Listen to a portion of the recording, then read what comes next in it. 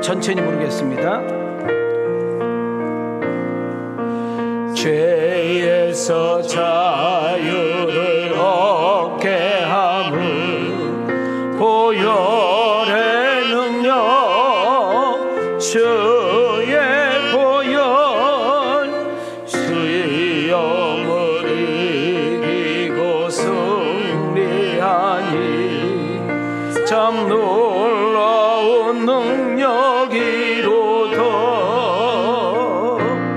주의 보혈 능력이 또다. 주의 피 믿으오. 주의 보혈 그 어린 양의 매우 귀중한 피로다. 육체의 종을 가슴에 손을 대시고 육체의 종욕을 이기림은 보혈의 능력, 주의 보혈, 주의 보혈, 정결한 마음 어렵게 하니 어깨 참 놀라운 능력이로다. 우리 두 손 들고 주의 보혈, 주의 보혈 능력이 또다. 주의 피 믿으오. 주의 보혈 그 어린 양의 귀중한 피로다. 할렐루야. 제가 이렇게 교회를 한 번씩 이렇게 방문해 보면, 다른 교회 말씀을 전을 방문해 보면 그 교회가 살아있다, 살아있지 않다, 이 교회는 희망이 있다, 희망이 없다는 것을 우리가 세 가지로 나타날 수 있는데, 그것이 하나가 얼굴이 밝아. 자, 부흥되고 막 살아있는 교회 성도들의 얼굴이 뭐라고? 밝아. 특징이야. 두 번째, 아멘 소리가 살아있어. 그 다음 세 번째로는요, 찬양의 힘이 있어. 여러분, 내가 세상 말을 할 때 아멘 하면 안 돼. 하나님 말씀에만 아멘 해야 되는데, 내가 할렐루야란 말은 하나님을 찬양하기 위해서 우리가 모였다는 거야. 그럼 여러분은 아멘 그런 거예요? 자, 할렐루야. 네. 오늘 우리 성가대 찬양 잘했죠, 그죠? 여러분 예배 시간 맞춰서 오지만 이분들은 2시간 전에 와서 찬양을 준비해서 쓰는데, 우리 박수 한번, 감사 박수 한번 쳐주시고, 또 오늘 우리 차량위원으로, 안내위원으로, 또 주차위원으로 저기 방송실에서 이것저것 또 수고하시고 이런 고생하신 분들이 계셔서 예배가 돌아가. 또 그런 분들 위해서도 또 하나님 앞에 또 우리 영광의 박수 한번 돌리시죠.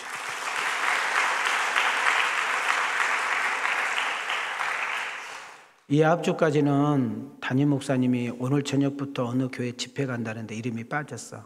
그래서 궁금하신 분들이 계셔서 제가 방송이라 이름은 이야기할 수 없고, 사실 오늘 오후 예배 마치고 저녁 7시 반부터 수요일까지 10번 말씀을 전하려고 하는 교회가 조금 어려운 일이 생겨서 금요일 날 저에게 전화가 왔습니다.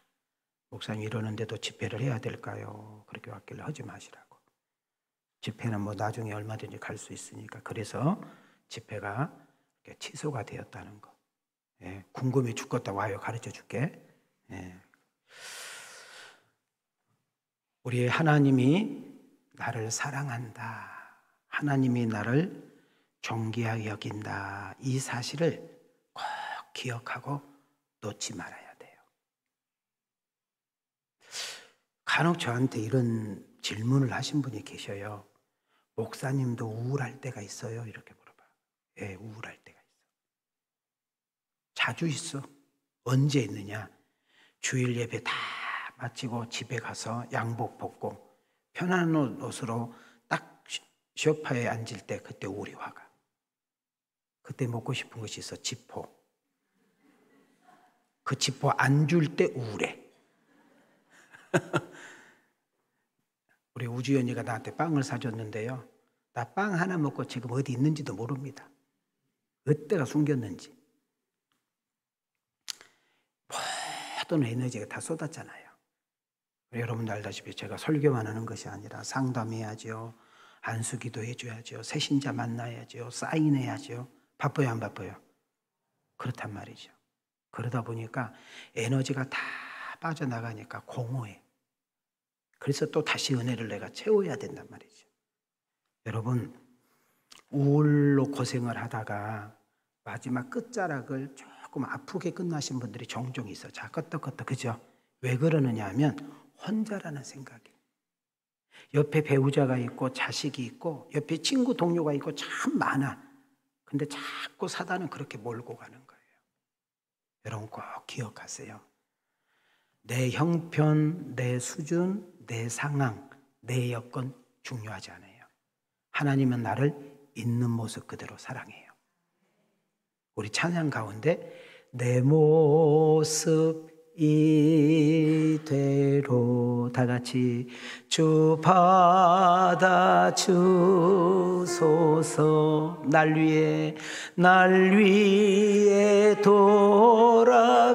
돌아가신 주 날 받아주소서.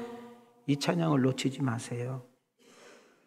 내가 힘들 때, 어려울 때, 속상할 때, 인생 포기하고 싶을 때, 막 내 몸을 자학하고 싶을 때 놓치지 마세요.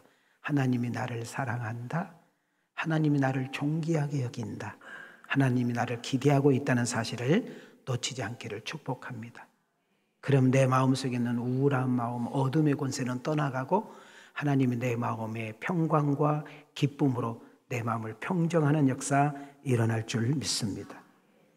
오늘 여러분 한 사람 한 사람을 주님의 이름으로 환영하고 주님의 이름으로 축복합니다. 예배를 보지 마시고 예배를 드리셔요. 온 마음을 다해서 집중해서. 오늘 이쪽에 핸드폰 가지고 두 분이 이렇게 보고 계시더라고. 내가 기도 끝나고 보니까. 여러분 예배 1시간을 핸드폰을 놓지 못하고 있다면 그건 안 되잖아요. 하나님께 한번 이렇게 집중해 보시고요. 정말 오늘 하나님께서 내게 무슨 말씀하신가 이렇게 한번 들어보세요. 성령님께서 역사할 줄 믿습니다. 그런 여러분들에게 은혜와 평강으로, 위로와 격려로, 세상의 말과 뭔가로 상한 마음, 찢긴 마음들을 치료해주고 회복되어지고, 하루 내내 주방에서, 홀에서, 현장에서, 일터에서 힘들게 몸으로 일하다가 오신 여러분들, 하나님께서 다 만져주시고 풀어주시는 그런 은혜가 있기를 주님의 이름으로 축복합니다. 우리 학생들이 지금 몇 명 앉아 있는데 대한민국에서 제일 힘든 애들이 저 애들이요.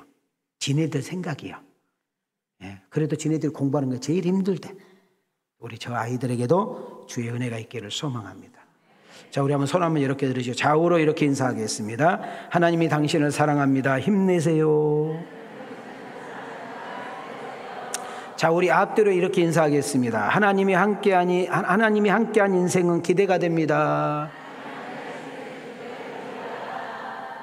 나 보지 말고 앞뒤로 인사하라고요. 자, 내 자신을 향해서 이렇게 인사합시다. 따라합시다. 은혜 받고 꼭 주님 만나고 가십시다. 지금 저희가 이제 사도행전을 다시 시작해서 지금 2번째 시간을 맞이했습니다. 제가 특별한 절기 말고는 연속 사도행전을 간다고 이야기했어요. 여러분, 사도행전이 더 은혜가 되기를 원하고 사도행전 내용이 어떤 내용인가를 안다면 여러분 성경을 읽으세요. 사도행전 쓰신 분들도 계시거든요. 그리고 요즘 인터넷 핸드폰이 너무 잘 나왔어. 사도행전이라는 것을 치면은 여러분 정말 지식이 정보가 많아. 잘못된 것, 막 하나님의 교회 막 이런 신천지 이런 데만 보지 말고 이렇게 정상적으로 그런 것들을 보시면 이 사도행전에 대한 도움이 많이 될 거라는 생각이 듭니다. 저는 사도행전을 강론을 하면서 왕성교회 담임으로서 욕심이 하나 있습니다. 하나님, 왕성교회를 출입하는 성도들이 교회 문만 왔다 갔다 열고 다니지 말게 하시고 사도행전을 한 장 한 장 넘어갈 때마다 설교 한 챕터 한 챕터 들을 때마다 인격적으로 예수님을 만나기를 원합니다. 누군가에게 배운 예수님이 아니라 누군가에게 들은 예수님이 아니라 여러분 성경에 있는 문자 활체로 나타난 그 예수님이 아니라 그 예수님은 어제나 오늘이나 영원토록 동일하신 줄 믿습니다. 그 하나님은 지금도 살아계셔서 오늘 이 예배 가운데 역사할 줄 믿습니다. 그 예수 그리스도를 인격적으로 만나게 하옵소서. 이것이 나의 간증이요, 이것이 나의 찬송일세. 나 사는 동안 끊임없이 구주를 찬송하리로다. 예수님을 만나면 간증이 있어요. 예수님을 만나면 확신이 생겨요. 예수님을 만나면 행복해요. 예수님을 만나면 만족이 있어요. 예수님을 만나면 평강이 있습니다. 저는 사도행전을 통하여 예수님이 인격적으로 만나게 하옵소서. 자, 예수님을 만난 사람은 말할 필요가 없어요. 언어가 달라지고 얼굴이 달라지고 행동이 달라지게 돼 있어. 그래서 그런 변화와 회복의 역사가 있게 하옵소서. 오늘 예배를 드릴 때에 사도행전의 아버지 사도행전 1, 2장에 나타나는 성령 마가다락방에 120명의 신도가 기도할 때에 한 사람도 빠짐없이 성령의 기름 부으심이 있었다겠습니다. 지금 사도행전 11장에 여러분 바드로가 고넬료의 집에서 말씀을 전할 때 그 집에 모였던 모든 사람들에게 성령이 임했다겠습니다. 오늘 2부 예배를 드리는 여러분들, 온라인을 통해서 예배 드린 여러분 한 분 한 분에게 성령의 기름 부으심과 성령의 임파테이션과 성령의 놀라운 만지심과 역사하심이 있기를 축복합니다. 하나님의 임재하심을 경험하시고 하나님 말씀이 귀로만 들려지는 것이 아니라 하나님 말씀이 살아서 여러분의 심령을 뚫어버리고 그래서 어둠의 권세가 떠나가고 여러분 가져온 문제가 숙제가 풀어지고 해결되어지는 해답의 역사가 있게 하옵소서. 저는 그런 기대와 설레임을 가지고 말씀을 전하겠습니다. 성도 여러분, 여러분 지금까지 신앙생활에 오면서 예수님의 힘, 그 예수님의 능력을 경험해 보신 적 있습니까? 정말 하나님이 나를 사랑하시는구나, 정말 하나님은 사랑이시라, 이 말씀이 사실적으로 느껴지고 경험해 본 적은 언제입니까? 내가 믿는 예수님, 내가 체험한 예수님을 누군가에게 자랑하고 간증하려면 여러분은 그 예수님을 어떻게 간증하시렵니까? 오늘 메시지는 예수님의 능력이, 예수님의 복음의 능력이 편견, 전통, 장벽, 제도, 법을 무너뜨리고 뛰어넘어 초월한다는 사실을 다시 한번 여러분과 내가 되새겨보는 시간이 되기를 원합니다. 우리 대한민국 이야기를 잠깐 끌어 좀 보겠습니다. 제가 태어난 시대는 60년대 시대입니다. 그러니까 내가 태어나기 전 이야기는 뭐 말할 것도 없고, 여러분 우리나라의 조선시대 60년대, 70년대, 80년대, 심지어 90년대까지만 하더라도 지금부터 30, 40년 전만 해도 우리나라 여자분들을 한번 생각해 보시기 바랍니다. 여자분들. 이 땅에 예수님이 들어오기 전에 유교 사상이 꽉 팽배할 때, 여러분 쌍놈과 양반이 완전히 흑백으로 논아질 때, 여러분 사대부 가문이 이 우리나라의 모든 재산을 다 휘둘리고 있을 때 우리들은 어떻게 살았습니까? 그야말로 형편없는 인생을 살았습니다. 예수님이 이 땅에 복음이 들어왔고 동네마다 지역마다 십자가가 세워지면서 이 땅을 붙잡고 있는 흑암의 권세가 떠나가고, 여러분 가장 서러움을 당했던 분들이 여자분들이에요. 저는 지금도 우리 엄마만 생각하면 내가 억장이 무너져. 저희 어머니는 안씨였어. 안씨. 안순내라는 분이었어. 아이를 9을 낳았어. 제가 알기로는 2명인가 3명이면 유산을 했어. 그러니까 45살에 돌아가셨으니까 애만 낳다가 이 세상 끝난 거예요. 키도 조그마한 우리 아버지가 뭘 그렇게 능력이 있었는지. 근데 우리 어머니는 돌아가실 때까지 부엌에서 밥을 먹었어. 나는 우리 어머니가 젓가락 가지고 밥을 먹은 적은 거의 못 봤어. 꼭 손으로, 그 하루 내내 일했던 그 손으로 반찬을 먹어. 맨밥을 고봉에서 먹는 법을 거의 본 적이 없어. 항상 누룽지를 먹었어. 철없는 나는 아무것도 나는 엄마는 그래야 된 줄 알았어. 나이가 들어서 철이 들어보니까 참 우리 엄마는 가련한 여인이었다는 생각이 들어. 그러면 우리 아버지는 어땠냐? 소장수를 하셨어. 늘 어머니에게 소리 지르고 욕하고. 그럼 엄마는 무슨 죄인이 있냐? 여러분 9명의 자식, 할머니, 할아버지, 고모, 삼촌 10몇 명을 밥하는 것도 힘들어. 빨래하는 것도 힘들어. 그럼 소장수는 늘 옷을 새 옷 입어야 돼. 언제 그 여자가 그걸 할 수 있습니까? 옷 안 빨아놨다고, 속옷 준비 안 했다고. 저는 어렸을 때 그걸 보고 자랐어요. 추운 이야기예요. 추운 이야기. 오늘 1부 때 이야기하니까 사람들이 많이 웃던데 잘 들어요. 가장 비참하고 초라하고 형편없는 사람들이 여자였어요. 여자. 근데 요즘은 여성 상위 시대가 되었어. 웃지도 않아. 남자들은 개털이요. 젊었을 때 죽으라고 처자식을 위해서 이러다가 나이 좀 먹으면 밥 한 그릇 얻어먹으려고 부인 눈치를 봐야 되는 이 서러움. 나이가 60이 넘어가면 모든 물건이 여자한테 가. 그리고 60이 넘어가면 불쌍한 이야기가 있어. 이사를 갈 때 다른 거 신경 쓰지 말고 마누라가 좋아하는 강아지만 보고 무조건 차에 타고 앉아 있어라. 그래야 데리고 간다. 이 우스운 이야기가 있어.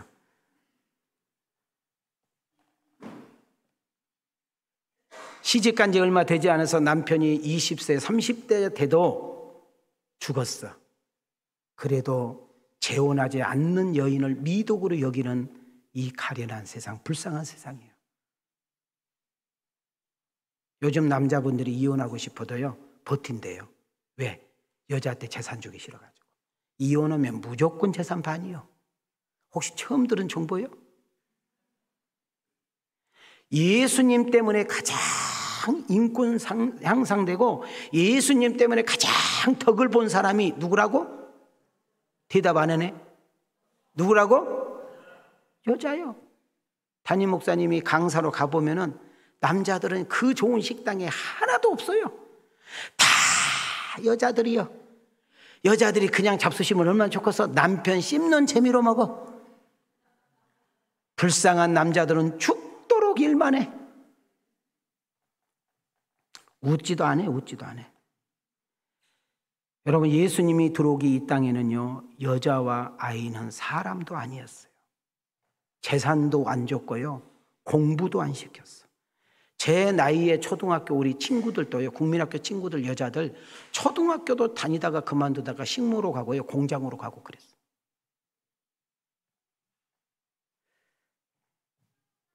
여러분, 그렇게 편견과 아직과 정말 잘못된 선입관이 그런 비극적인 일이 생겼어요. 우리 여자분들에게 이 연사 예칩니다. 남자들 불쌍히 여기소서, 긍휼히 여기소서. 밥 줄 때도요 좀 기쁨으로 주시고, 돼지도 먹이면서 잡아먹어야 되잖아. 응? 우리 남자들 웃는 것이 아니요. 여러분한테 하는 설교가 아니요, 나도 하는 설교.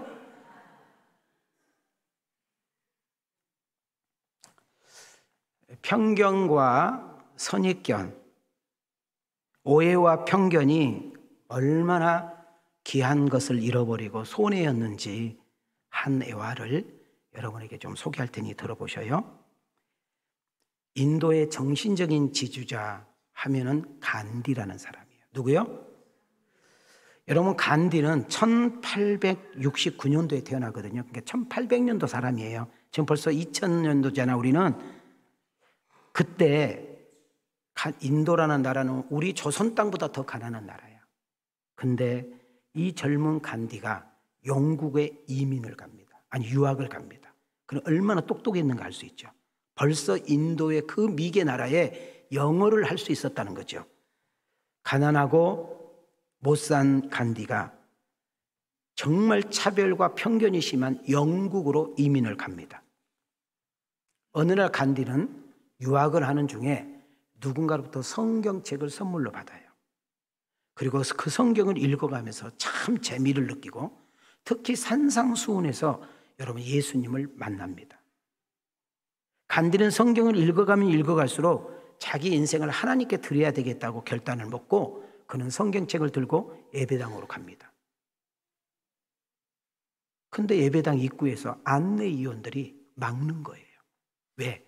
그 당시 간디가 영국으로 유학을 갔을 때는 그 인도라는 나라를 영국이 지배하고 있었기 때문에, 영국의 식민지였기 때문에 그 영국 사람들은 인도 사람들을 사람으로 생각해, 짐승으로 생각해? 말하기 싫어? 옛날 일본이 우리나라 사람으로 대했어, 짐승으로 대했어? 짐승으로 대했잖아요. 그래서 교회 안내 보신 입구에서 어디 들어가려고 하냐, 너 같은 것이. 그러면서 교회 입구에서 막습니다. 근데 은혜를 받은 이 간디는 교회 가고 싶으면 미치겠는 거예요.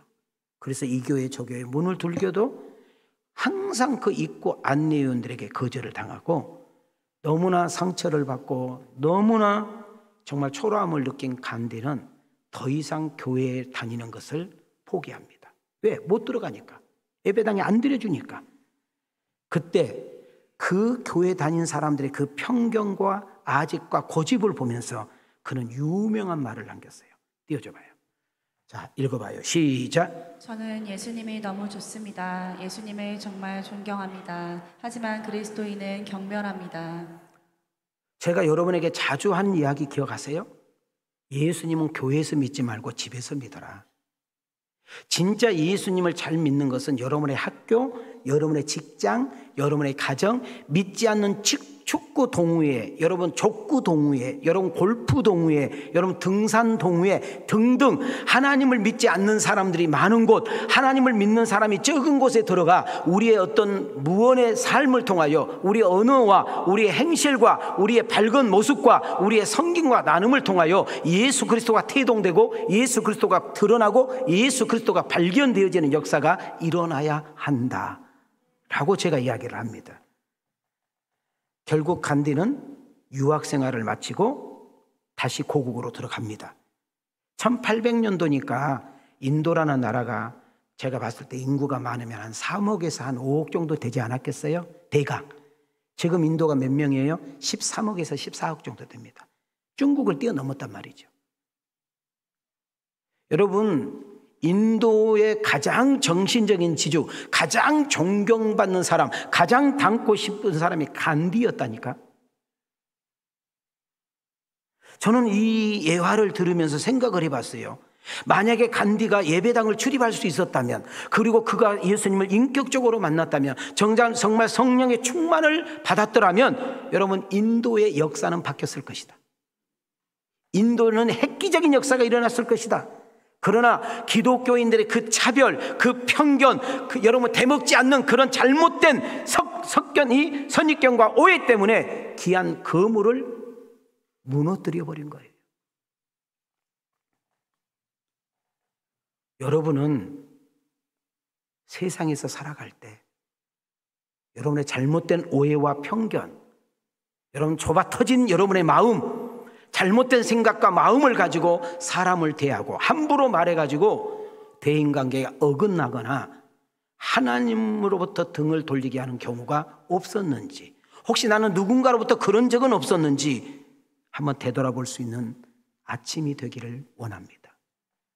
저는 이 간디의 간증을 들으면서 성경이 싹 스쳐갔어요. 그게 뭐냐면 고아와 가부를 무시하거나 괴롭히면 하나님이 그냥 놔두지 않는다는 거예요. 한번 읽어보겠습니다. 시작. 너는 과부나 고아를 해롭게 하지 말라. 내가 만일 그들을 해롭게 함으로 그들이 내게 부르짖으면 내가 반드시 그 부르짖음을 들으리라. 이 말의 의미는 하나님이 이런 사람도 소중하게 귀하게 여긴다는 것을 우리에게 보여주고 있는 거예요. 더 나아가 우리 모세오경을 보면 여러분 추수를 할 때, 여러분 보리와 밀 이런 등등을 추수를 할 때 다 거두지 말고 한 기억태기를 남겨두라고 그래요. 그리고 여러분 여러분 추수를 할 때 이삭들을 땅에다 여기저기 좀 떨어뜨려 놓으라는 거예요. 이유가 뭐예요? 가난한 사람, 고아, 가부, 나그네들이 그것을 먹을 수 있도록 배려, 용납, 사랑을 표현하고 있는 것을 볼 수 있습니다. 띄워줘 봐요. 시편 146편 시작. 여호와께서 나그네들을 보호하시며 고아와 가부를 붙드시고 악인들의 길은 굽게 하시는도다. 여러분 보세요. 이런 사람들을 우리 여호와께서 붙드시고 보호하신다는 거예요. 하나님은 사람을 차별하지 않는다는 거예요. 하나님은 사람을 선입견으로 보고 있지 않다는 거예요. 있는 모습 그대로 받으시고 무한한 가능성과 비전을 보시고 사람을 대한다는 사실을 기억하셔야 돼요. 야고보서에 가면 심각한 이야기를 하고 있어요. 야고보서. 자, 야고보서. 자, 손을 이렇게 들으셔요. 자, 손 내리세요. 자, 야고보서 손 들으세요. 자, 시작. 만일 너희 회당에 금가락지를 끼고 아름다운 옷을 입은 사람이 들어오고 또 남루한 옷을 입은 가난한 사람이 들어올 때에 너희가 아름다운 옷을 입은 자를 눈여겨보고 말하되 여기 좋은 자리에 앉으소서 하고 또 가난한 자에게 말하되 너는 거기 서 있든지 내 발등상 아래에 앉으라 하면 너희끼리 서로 차별하며 악한 생각으로 판단하는 자가 되는 것이 아니냐. 여러분 교회가 쉽게 아주 쉽게 무심코 지을 수 있는 죄에 대한 이야기를 써놨어요. 세상 이야기가 아니라 지금 교회 이야기를 말하고 있어요. 지금 세상의 단체, 세상의 어떤 모임, 세상의 어떤 여러분 이야기, 그룹을 이야기하는 것이 아니라 지금 교회 안에 있는 구성원들에게 말하고 있는 거예요. 여러분들 우리 왕성교회, 여러분 지금 다니고 있는 왕성교회, 우리 교회를 출입하고 있는 담임 목사와 성도들의 구성원을 한번 이렇게 되돌아보기를 바랍니다. 우리의 선입견과 우리의 편견과 수준 어떤 낮음의 행동과 말을 통하여 너무나 많은 사람들에게 상처를 받고 실족하여 교회를 나오지 못하게 하는 일은 없었는지 한번 생각해 봐야 돼요. 우리 주차위원들, 우리 차량위원들, 안내 보신 분들 조심하셔야 돼. 좋은 차 타고 오면은 이러라고 오고, 안 좋은 차에서 이러고, 어쩜 좋은 거 있고 뭐 있는 것 같으니까 막 앞자리로 막 안내오고 오면 쳐다보이다고 똥 씹는 얼굴로 쳐다보고. 지금 그 이야기잖아요. 교회는 그러면 된다는 거예요, 안 된다는 거예요? 안 된다는 거예요. 저는 여러분이 다니는 이 교회가, 성기름 교회가 유명하는 거 거부합니다. 나는 유명할 능력도 없어요. 대단한 거 거부합니다. 특별한 교회 되게 해달라고 기도하지 마세요. 하나님 우리 왕성교회 유명한 교회, 뭐 대단한 교회, 특별한 그런 기도하지 마요. 하나님, 제가 다니는 왕성교회는 모든 사람들이 사랑을 느끼는 교회가 되게 하옵소서. 왕성교회에 와서 예배를 드리면 하나님의 임재를 경험하게 하시고 눈물이 있게 하시고 하나님의 위로와 격려가 있게 하시고 넘어짐과 자빠짐과 찢김과 상함 속에 왔을 때 말씀이 나를 위로하고 말씀이 나에게 용기를 주고 말씀이 나를 일으켜 세우는 역사가 있게 하옵소서. 꿈이 없는 자에게 꿈을 주고 꿈을 팔고 꿈을 사는 교회가 되게 하여 주옵시고, 약한 자라 힘없는 자, 가난한 자, 어려운 자가 세상에 무시를 당하고 조롱받는 사람들이 왕성께서 예배를 드리고 우리 성도들의 그 섬김 속에 예수 그리스도가 태동되어지는 역사가 있게 하여 주옵소서. 그리고 저는 이런 은혜가 있기를 원합니다. 손 한번 대시기 바랍니다. 띄워주세요. 함께 읽어봐요. 시작. 교회는 먼저 믿은 자가 나중에 믿는 자를 잘 이끌어주는 곳, 있는 자가 없는 자와 다투면서 기뻐하는 곳, 강한 자가 약한 자를 섬기며 행복을 느끼는 곳, 직위가 높은 자가 낮은 자를 섬기며 기뻐하는 곳, 건강한 자가 병든 자를 위해 기도해주고 잘 돌봐주고 힘을 주는 곳. 저는 이런 교회가 우리 왕성교회가 되기를 원합니다. 우리 왕성교회라는 큰 덩치가 있지만은 가족입니다. 여러분, 가족이라는 구성은 기뻐할 때 함께 기뻐하는 거지요, 울 때 함께 울어주는 거지요, 속상할 때 함께 속상해 주고요, 힘들 때 함께 옆에 있어서 힘이 되어주는 것이 가족이라는 구성 아닙니까? 그래서 로마서 12장으로 가보십시다. 13절과 15절에 보면 성도들의 쓸 것을 뭐하고? 공급하고 손 대접하기에 뭐하라? 힘쓰라. 즐거워하는 자들이 있을 때 함께 마음껏 뭐 해주고? 즐거워해주고, 우는 자가 있으면 옆에 뭐 해줘라? 우리 지금 경숙 씨가 지금 이 자리에 왔어요. 우리 김정임 언니가 지금 항암을 받고요, 사실은 지금 여기까지 올 수 있는 지금 건강 상태가 되지 않아요. 그런데도 목사님, 제가 이번 주도 교회 갈 것 같아요 하고 카톡이 와요. 오늘 집에 이렇게 왔어. 약한 몸을 이끌고 병든 몸을 이끌고 하루에 생사가 넘나들면서 정말 그 늦은 시간에 이 인생의 막바지에서 동생을 통해서 예수님을 알게 되고, 동생을 통해서 왕성께 이끌림을 받아서 담임 목사가 저는 이 복음의 메시지를 듣고 지금 힘을 얻고 그 한 가닥의 희망을 가지고 여기까지 온 거예요. 저 딸이, 우리 성도들이 그 웃음 속에서 손자줌을 통해서 함께 기도하는 걸 통해서 하나님의 사랑이 느껴지게 하옵소서. 힘내라고 박수 한번 쳐주세요.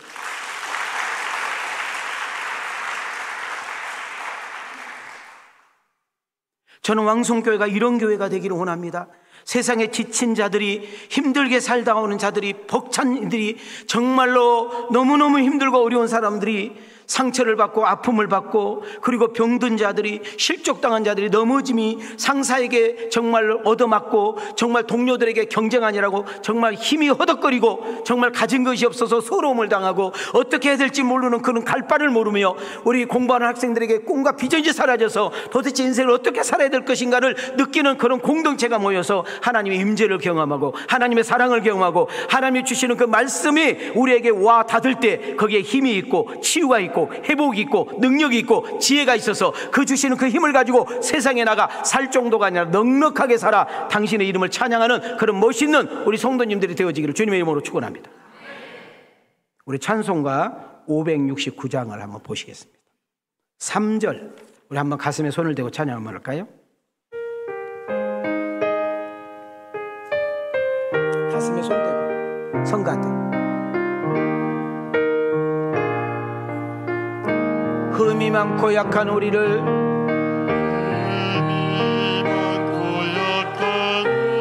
용납하여 주시고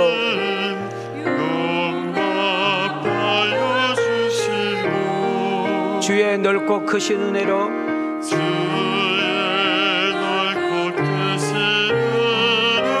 자유 얻게 하소서. 다시 한번 흠이 많고 약한 우리를, 흠이 많고 약한 우리 모아여 주시고 용납하여 주시고 주의 넓은 크신 은혜로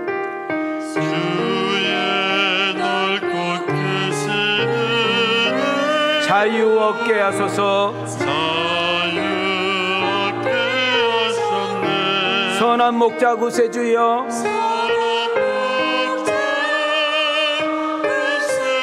지금 나아갑니다. 지금 나아갑니다.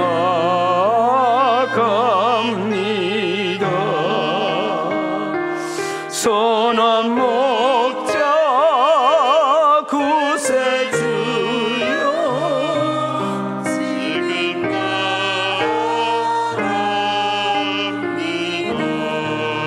다시 가사 한번 띄워줘 봐요. 우리가 누구라고요? 흠이 많고 약한 이요. 내가 흠이 많고 약한데 누구를 지적하고 누구를 비판하고 누구를 판단합니까?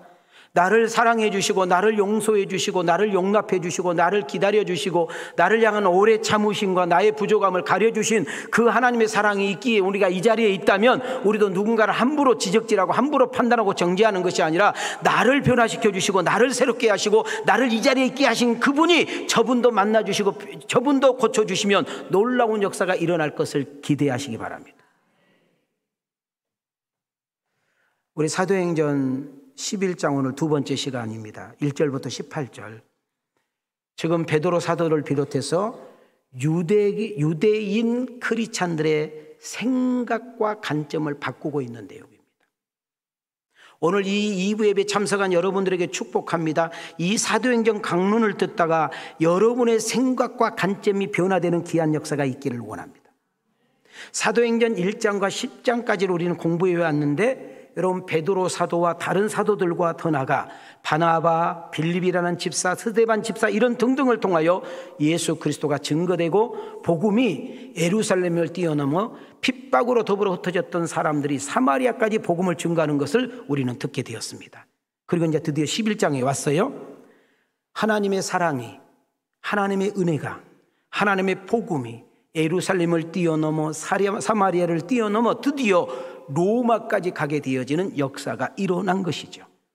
예수님이 마지막 우리에게 주셨던 그 유언, 땅끝까지 이르러 내 증인이 되라는 말씀이 실현되어지는 놀라운 서국의 역사인 것입니다.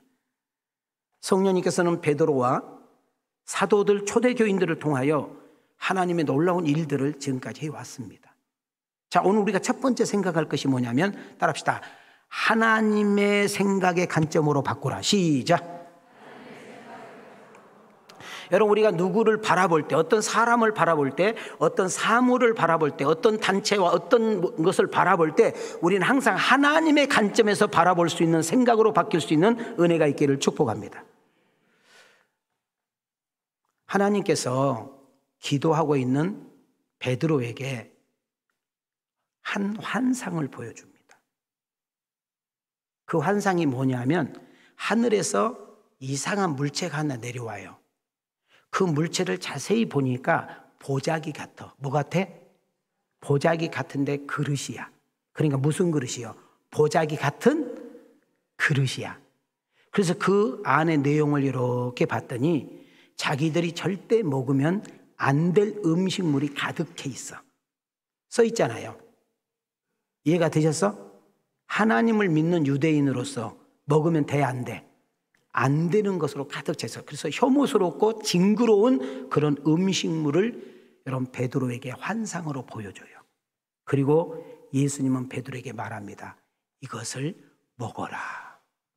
못 먹어요. 먹으면 안 되는 거예요. 하나님이 율법에서 말씀하셨어요. 레위기에서 자세히 말씀하셨어요. 이런 것은 먹어도 안 돼요. 절대 먹으면 안 되는 거예요. 그때 하나님께서 또 환상을 보여줘요.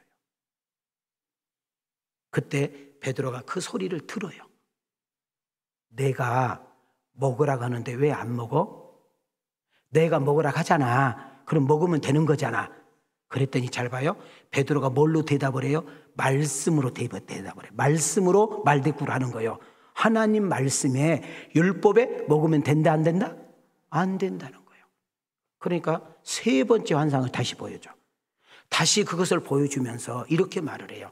내가 깨끗하다 하는데, 내가 정결하다고 하는데 왜 그걸 안 먹니? 먹으라고. 내가 먹으라고 하잖아. 먹어도 된다고 하잖아. 네가 볼 때는 혐오스러운 것이고 먹으면 안 된 금지된 음식이지만 내가 정결하게 했대잖아. 내가 깨끗하게 했대잖아. 먹어도 된다고 하잖아. 왜 안 먹어? 하고 환상이 딱 사라졌네. 그랬더니 계세요? 누구세요? 가서 딱 보니까 문 열어보니까 유대 사람이 아니고 누구 사람이야? 로마 사람이에요. 로마. 어떻게 오셨나요? 물었더니 저희들은 저 가이사라 지방에서 우리 주인 고넬료의 심부름을 왔어요. 그 고넬료는 로마의 특수부대 백부장인데요. 그냥 가서 당신이 누군지 몰라도 그냥 당신 그 베드로 시몬 맞아요? 응, 맞다고. 그러면 오시라고 하면 안다고 그러던데요. 이랬단 말이지. 자, 그랬더니 자 봐요. 아까 한상이 생각나 안 생각나? 자 봐요. 여기서 보여주는 4발 달리고 이상한 곤충의 음식물은 바로 이방인들을 가리키는 거예요. 여러분 유대인들은 지금까지 어떻게 배웠어요? 유대 이방인들하고 함께 해 안 해? 빨리 그냥 안 해. 크게 해 안 해? 대화해 안 해? 함께 살아 안 살아? 함께 음식을 먹어 안 먹어? 말 섞어 안 섞어? 이해가 되셨어? 그러니까 지금 방금 베드로에게 보였던 환상이 기억나잖아. 더러운 건데요, 징그러운 건데요, 먹으면 안 되는 건데요, 이런 거 가까이 하면 안 되는데, 자 껐다. 근데 우리 주님이 먹어도 괜찮다잖아, 내가 괜찮다잖아, 먹으라고. 그런 순간 이방 사람 심부름 맞잖아요.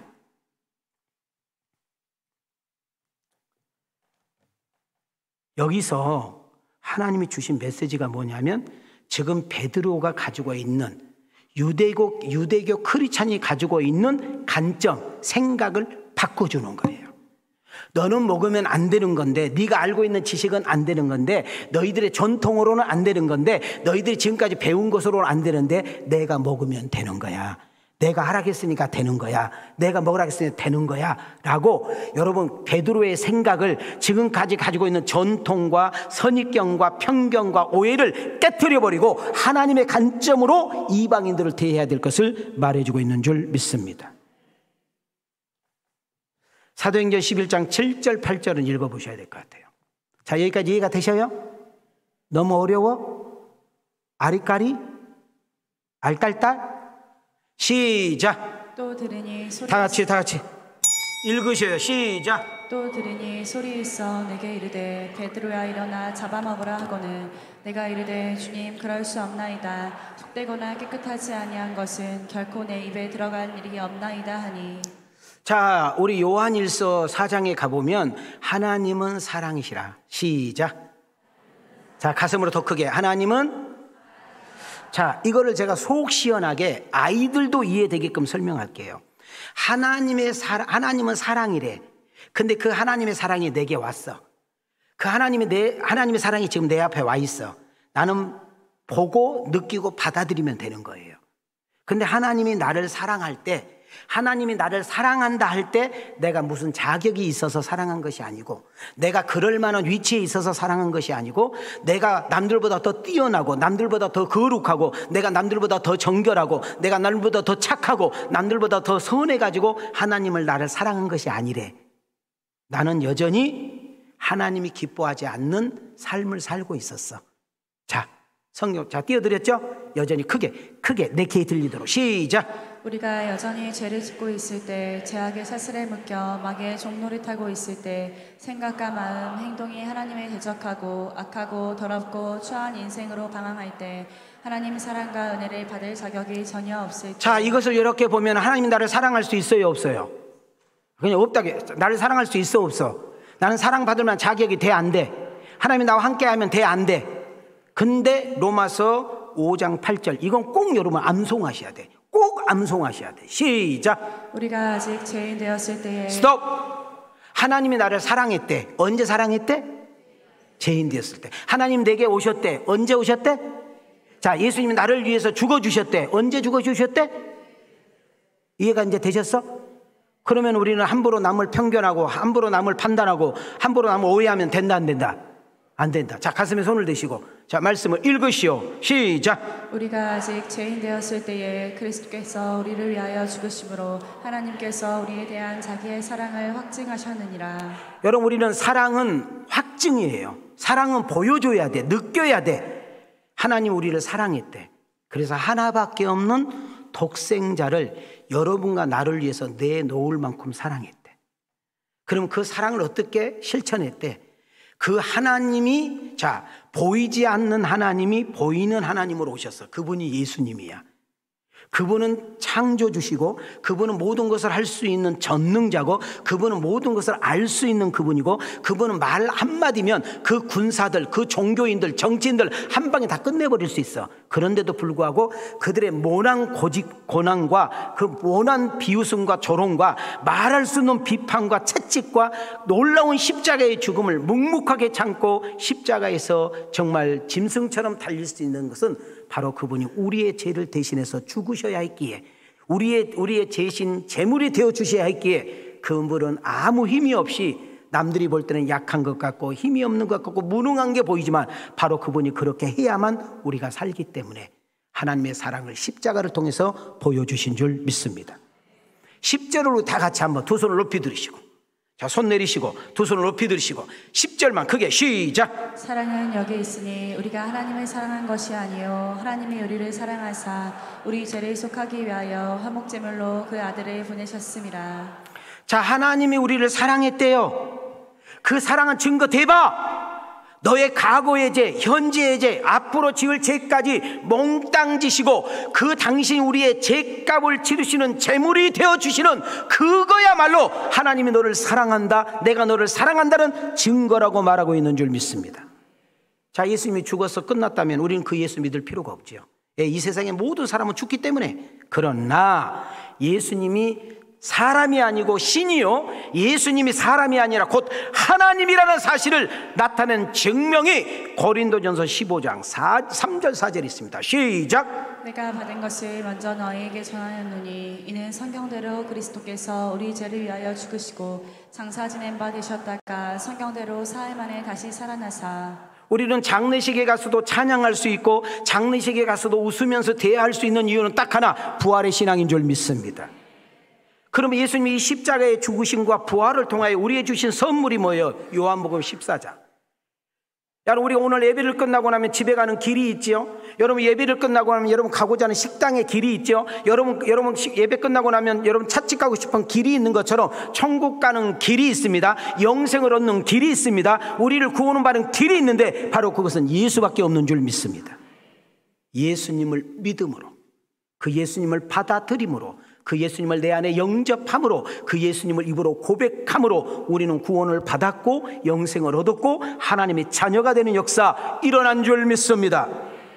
지금 초대교인들은, 특히 베드로와 유대교 크리스찬들은 어떤 생각을 가지고 있느냐면 하나님은 우리만 사랑한다는 거예요. 하나님은 우리만 선택했다는 거예요. 하나님은 우리만 구원했다는 거예요. 그런 베드로와 다른 사도들을 깨트려 버리는 거예요. 야, 베드로 잘 들어. 야, 사도들 잘 들어. 너희들의 어떤 행위와 너희들의 어떤 공로와 너희들의 어떤 수고와 너희들의 어떤 물질과 너희들의 어떤 고행과 너희들의 어떤 노력으로 구원을 받았더냐, 하나님의 자녀가 되었더냐, 천국 백성이 되었더냐, 하나님을 아빠 아버지라 불러 아니지 않느냐. 내가 일방적으로 너희를 사랑했고 너희들의 죄를 대신해서 죽었기에 너희들은 믿은 거 하나 때문에 나의 자녀가 되었나니 저 이방인들도 내가 사랑한다. 저 이방인 사람들도 내의 구원의 대상이다. 그러니 있는 모습 그대로 받아 주어라. 나는 우리 왕성교회가 다시 한번 이야기합니다. 특별한 교회 거부합니다. 대단한 교회 거부합니다. 여러분 정말 유명한 교회 거부합니다. 그러나 여러분 남녀노소 빈부귀천 떠나 누구나 와서 함께 어울릴 수 있는 교회, 서로 함께 담소를 나누고 차 한잔 마시면서 예찬을 나누면서 여러분 있는 자가 없는 자를, 배운 자가 못 배운 자를, 높은 자가 낮은 자를, 여러분 정말 대단한 사람이 그렇지 못한 사람을 섬기면서 서로 교제하면서 하나님의 나라를 느낄 수 있는 교회가 우리 왕성교회가 되기를 원한다. 두 손 들고 아멘. 한 걸음 더 나가 뭘 바꿔주고 있느냐 하면 예수님의 능력, 예수님의 사랑이 모든 각 사람도 뭐한다? 바꿔버린다. 베드로는 지금 환상을 봤잖아요. 그리고 주의 음성을 들었잖아요. 그리고 가이사랴에서 고넬료가 보낸 심부름 세 사람을 만났어요. 그 심부름을 온 사람을 봤더니 이방 사람, 로마 사람들이란 말이죠. 자, 유대인들은 지금까지 어떤 선입견을 가지고 있었어요? 어떤 전통과 어떤 오해를 가지고 있어요? 유대인들은 이방인들과 함께 상종하면 된다 안 된다? 함께 말 섞으면 된다 안 된다? 음식 먹으면 된다 안 된다? 근데 베드로가 거기를 갔네. 오랫동안 머물렀네. 그들과 함께 대화했네. 그들과 함께 밥을 먹었네. 그러니까 난리 난 거예요. 그래서 하나님께서는 베드로를 비롯해서 다른 유대인 기독교인들의 생각을, 하나님에 관한 생각을, 개인들의 생각을 변화시키고 바꾸는 역사가 일어나는데, 오늘 이 설교를 듣는 여러분들에게, 이 사도행전을 듣는 여러분들에게 하나님에 대한 관점과 여러분의 개인에 대한 생각들이 이 복음의 능력과 하나님의 사랑을 통하여 깨지고 부서지고 녹아짐으로 바뀌는 놀라운 역사가 일어나기를 원합니다. 11절 12절을 보겠습니다. 시작. 마침 세 사람이, 다 같이요, 크게 읽으세요. 시작. 마침 세 사람이 내가 유숙한 집 앞에 서 있으니 가이사라에서 내게로 보낸 사람이라. 성령이 내게 명하사 아무 의심 말고 함께 가라 하시매 이 6 형제도 나와 함께 가서 그 사람의 집에 들어가니. 여러분, 고넬료, 우리 베드로 사도에게도 환상이 보였다면, 여러분 고넬료에게도 어떤 하나님의 천사, 사자, 천사가 와서 정확한 지역, 욥바라는 지역을 가르쳐주고, 그리고 어느 집에 있다는 것까지, 번지까지 가르쳐주면서 그 베드로 시몬을 청하라는 거예요. 그러면 그가 와가지고 구원에 대한 이야기를 하게 될 때 내가 너희들에게 하나님의 사랑과 복음을 믿게 하리라. 복음의 능력이 유대인에게만 있다가 드디어 이방인들에게까지도 뛰어넘어 하나님의 사랑이, 하나님의 복음의 능력이, 하나님의 구원의 역사가 유대인에서 이방인들에게 뛰어넘어가는 역사가 지금인 줄 믿습니다. 성령의 역사가요, 베드로가 이렇게 말씀을 며칠 동안 이렇게 전할 때 마가 다락방에게 임했던 그 성령의 역사가 고넬료 집에도 그대로 나타나요. 그 모인 사람 모든 사람의, 여러분, 물 세례와 성령 세례가 동시에 역사가 일어난 것을 말해주고 있습니다. 16절과 17절로 가겠습니다. 시작. 내가 주의 말씀에 요한은 물로 세례를 베풀었으나 너희는 성령으로 세례를 받으리라 하신 것이 생각나노라. 그런즉 하나님이 우리가 주 예수 그리스도를 믿을 때에 주신 것과 같은 선물을 그들에게도 주셨으니 내가 누구에게 하나님을 능히 맡겠느냐 하더라. 여러분, 베드로가 고넬료 집에 도착했습니다. 그리고 고넬료가 자기가 만난 예수님, 자기가 알고 있는 복음에 대해서 설명하기 시작했습니다. 그래서 고넬료의 집에 모였던 친척들, 그리고 친구들, 동료들이 여러분 복음을 들을 때 봐요, 그 복음이 들려졌고 그 복음이 믿어지는 역사가 일어났으며 그들에게 성령의 기름 부음의 역사가 일어난 줄 믿습니다. 그러면서 뭐라고 해요? 하나님의 능력을 어떤 따위가, 여러분, 하나님의 능력을, 하나님의 사랑이 세상 법 따위가, 세상 편견 따위가, 세상 오해 따위가, 세상 그 어떤 것도 막을 수 없느니라. 자, 여기서 느낍니다. 여러분, 우리 왕성교회 와서 예배드리는 그 어떤 누군가, 여러분, 그 사람이 살인자였던, 그 사람이 장녀였던, 그 사람이 도둑놈이었던, 그 사람이 어떤 인간 말종 쓰레기였던, 그 사람이 어떤 사람이었든지 간에 복음의 능력은, 하나님의 사랑은 그도 변화시키고 그도 달라지고 그도 새로워지게 할 수 있다는 사실을 믿으라, 그 말이에요. 나를 변화시키신 그분이라면 내 남편도, 내 자식도, 그 누구도 바뀔 수 있다고 믿으라, 그 말입니다. 저는 말씀을 마치려고 합니다. 갈라디아서 3장 28절도 암송하면 좋겠죠. 시작. 너희는 유대인이나 헬라인이나 종이나 자유인이나 남자나 여자나 다 그리스도 예수 안에서 하나이니라. 하나님의 사랑은, 하나님의 능력은, 하나님의 복음은, 하나님의 은혜는 부자나 가난한 자나, 병든 자나 건강한 자나, 지식인이나 지식이지 못한 자나, 남녀노소, 빈부귀천을 떠나 애국에 와서, 애국인들이 우리나라에서 와서 돈 벌고 있잖아요. 그 애국 노동자들에게도, 어린아이 청소년에 이르기까지도 모든 사람들이 술꾼이라고, 도박꾼이라고, 정말 중독자라고, 인생 말종, 정말 도저히 불가능한 사람이라 할지라도 하나님의 사랑과 하나님의 복음의 능력이 그들에게도 증거되기를 원하는 것이 우리 하나님의 마음인 줄 믿습니다. 나를 사랑하신 주님이 모두를, 나를 구원하시는 그 하나님의 능력이 모두를, 내가 알고 있는 그 하나님의 놀라운 복음의 능력이 모두에게 우리 왕성교회를 통해서 증거되기를 원하는 일인 줄 믿습니다. 저는 여러분에게 질문을 던지면서 오늘 설교를 마치려고 해요. 이 세상에 죄인 아닌 사람이 있을까요? 이 세상에 하나님의 사랑이 필요 없는 자 있을까요? 이 세상에 하나님의 구원이 필요 없는 사람이 있을까요? 하나님의 사랑, 예수님의 구원이 축복이 아닌 사람 있을까요?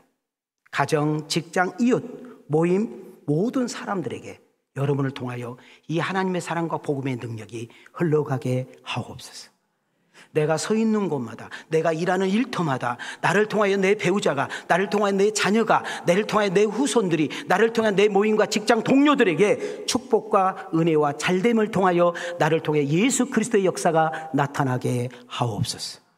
아픈 자가 치유되게 하시고, 찢긴 자가 싸매게 하시며, 쓰러져 엎드린 자를 일으켜 세우게 하시고, 꿈이 없는 자에게 꿈을 주시며, 어둠에 헤매고 있는 자들에게 빛 가운데 거할 수 있는 복 있는 자가 되게 하옵소서. 이 은혜가, 이 축복이, 이 놀라운 역사가 여러분 간에 나타나기를 주님의 이름으로 축원합니다. 주님의 이름으로 축복합니다. 은혜 주신 하나님께 영광이 맙시다.